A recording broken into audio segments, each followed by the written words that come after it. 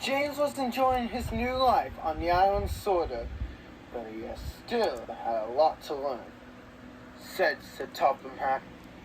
James knew what Sir Topham Hatt meant.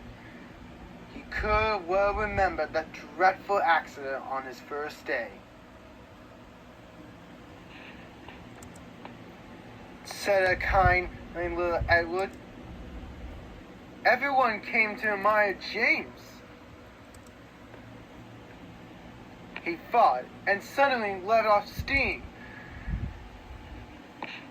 A shower of water on Sir Topham Hatt's nice new top hat. Just then the conductor blew his whistle, and James thought they better be going. He puffed to Edward. Puffed Edward. The coaches were grumbling too, but James wouldn't listen.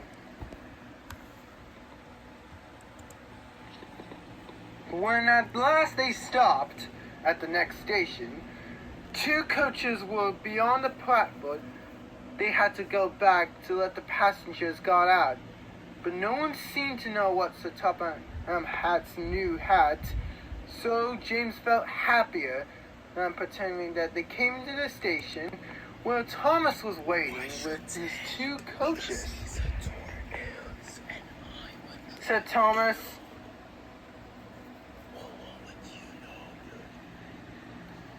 and he puffed off importantly. Edward and James passed the field where James had his accident. The fence was mended and the cows were back again. They ended the journey and rested before the setting off for home. James was still wondering what Sir Topham would say about his new hat. The next morning, he spoke sternly to James. James didn't like that at all. He was very rough with the grumbling coaches as he brought them into the platform. He thought to himself, to make Jameson's even more crosser, there was no time to come near him. He thought, puffed James. Replied the coaches. James laughed and tried to go faster, but the coaches wouldn't let him. James asked his driver. Asked the guard. Replied the driver.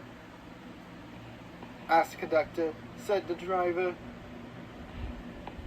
Said the conductor with a smart-dressed man.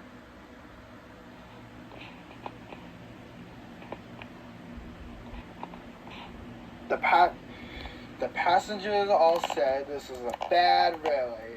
It was. Then they told the man how bad he is instead. Everyone was very cross. At last, he handed the laces over. The driver tried to lay a pad of newspaper tightly around the hole in the brake pipe, and James was able to pull the train.